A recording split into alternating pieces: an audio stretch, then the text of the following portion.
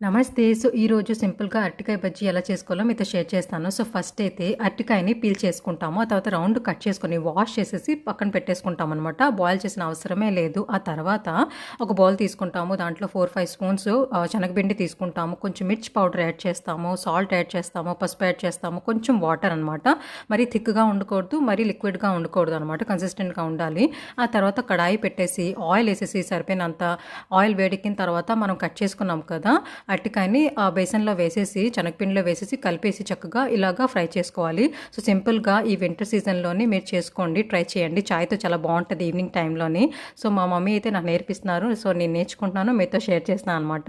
So, ఇలాగా అన్నీ fry చేసుకోవాలి. సో, చాలా బావుంటదనమాట. టేస్టీగా ఉంటది. చాలా అంటే తొందరగా అయిపోద్ది. సో, తప్పకుండా ట్రై చేయండి. So, thank you so much for watching.